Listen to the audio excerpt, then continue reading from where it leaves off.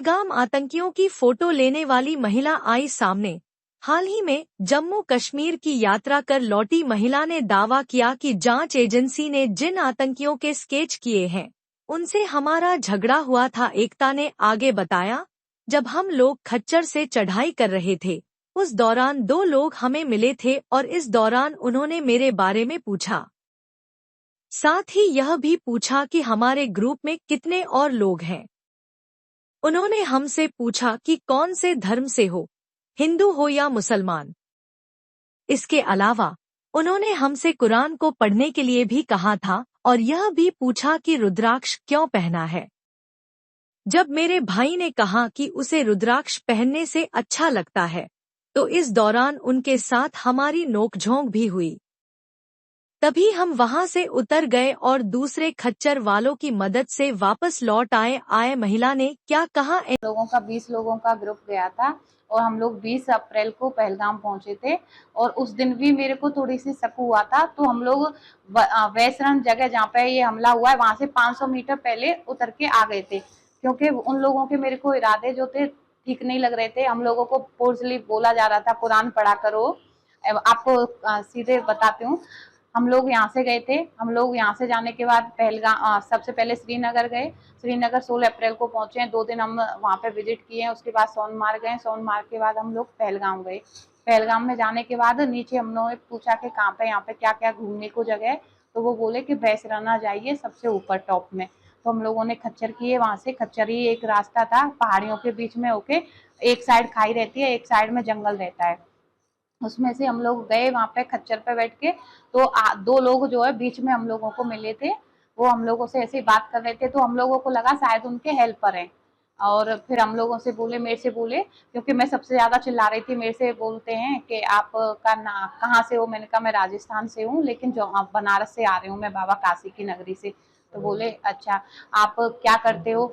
तो मैंने बोला हाँ, ये भी बात बहुत हुई थी कि आप क्या करते हो। मैंने बोला कि मैं SBI में मैनेजर थी, लेकिन अभी मैं रिजाइन करती हूँ, अभी मैं मॉडलिंग करती हूँ। बोले ये हो ही नहीं सकता, आप या तो फोर्स में हो या लॉयर हो। मैंने कहा नहीं, मैं फोर्स में नहीं हूँ, लॉयर भी नहीं हूँ। तो बोले ये हम 100% कह सकते हैं आप लॉयर या फोर्स में, आपकी उसको बातों को देख के लग रहा है, क्योंकि मेरा जो टोन है वो बहुत थोड़ा तेज है। तो फिर मैंने बोला जैसे आपको लगे। तो फिर वो लोग हमसे क्वेश्चन करने लगे कि आपके जो ग्रुप में आए कितने लोग आए। तो मैंने बोला हमारे ग्रुप में 20 लोग आए। तो बोले आपका कौन कौन से लोग हैं आपके साथ में। तो मैंने ऐसे फिंगर किया आगे और पीछे।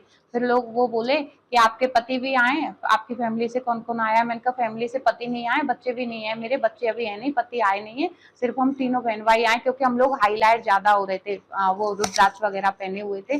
तो फिर बोले बाकी के लोग हिंदू हैं कि आप मुस्लिम है, किस धर्म से हो। ऐसे नहीं बोला था, किस धर्म से हो ये बोला था। तो मैंने बोला हम लोग जो है हिंदू हैं, मेरे साथ वाले सारे लोग मुस्लिम हैं।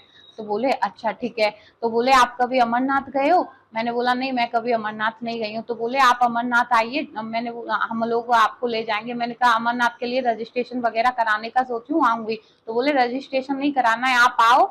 तो मैंने बोला आप कैसे करा ले जाओगे, वहां पे तो रजिस्ट्रेशन होता है। बोले हम ले जाएंगे, आप आना तो हमें बताना। मैंने बोला अपना कॉन्टेक्ट नंबर दीजिए। तो बोले हमारे पास कॉन्टेक्ट नंबर नहीं है, फोन नहीं है, तो ये छोटा सा फोन है, ये काम नहीं करता है, आवाज नहीं आता है। मैंने कहा ठीक है, तो फिर आप कैसे हमारा कांटेक्ट होगा, आप कैसे दर्शन कराओगे। तो बोले आप हमें डेट बता दीजिए, हम आपको लोकेशन बता देंगे। तो मैंने डेट उनको बताया नहीं था। मैंने बोला डेट कोई क्लियर नहीं है मेरी, आऊंगी कि कौन सी डेट को आऊंगी, छुट्टी के हिसाब से बताएंगे।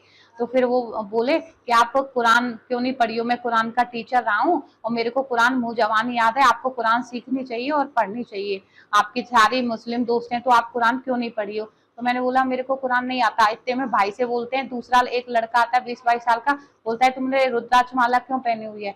भाई बोला कि मैंने रुद्राक्ष माला इसलिए पहनी हुई है क्योंकि मेरे को पॉजिटिव वाइब्स आती है। वो अब भी पहन के रखा है वो माला। तो बोले कि क्या पॉजिटिव वाइब्स आती है। बोला मेरे को पावर महसूस होती है, मेरे पावर फील होती है। तो उसकी कल ये पकड़ के बोलते हैं आओ यहाँ पे बात करनी है, कितनी पावर फील होती है। तो हम लोगों को वहां पे डाउट हुआ उन पे कि ये लोग गलत हैं और हमारे साथ कुछ गलत करना चाह रहे हैं। तो हम लोग वहां पे गए नहीं थे, वहां से उतर गए थे। आधे रास्ते से, और हम नीचे भी नहीं आ सकते थे, रास्ता बहुत बेकार था, खच्चर के अलावा पैदल वैदल का कोई रास्ता नहीं था, समझ में नहीं आ रहा था करें तो करें क्या। हम लोग जल्दी से भाग के नीचे आए और गिरते पड़ते हुए, फिर जो कुछ लोग खच्चर वाले जो सही थे वो हमको बिठाए, कान में बोले मैम आप जल्दी से यहाँ से निकल लीजिए। जी फोन से वो कुछ बात कर रहे थे कि ब्रेक फेल नहीं हो पाया है, plan B, plan A success नहीं, प्लान बी। तो प्लान बी पे फिर मैं उनको ऐसे करके देखी, तो मेरे से ऐसे करके ऐसे साइड से जाके फिर बोलते हैं 35 बंदूकें भेज दिया हूँ मैं, और एक लड़का गया है घाटी, घाटी कोई जगह ले रहे थे, घाटी में रखा है। जी सर, वो लड़का जो आदमी, लड़का नहीं आदमी जो बात कर रहा था 35 बंदूकों की, उसका मेरे पास फोटो है, क्योंकि हम लोग थोड़ा फोटो ले लिए थे, हमें लगा था थोड़ा शक हुआ था उस पर। सर कल हमने स्केच जब मैंने देखा तो हमें तुरंत हम उसको पहचान लिए थे, क्योंकि हमारी उससे बातचीत हुई थी, हमारे साथ कम से कम वो 30 से 35 मिनट था।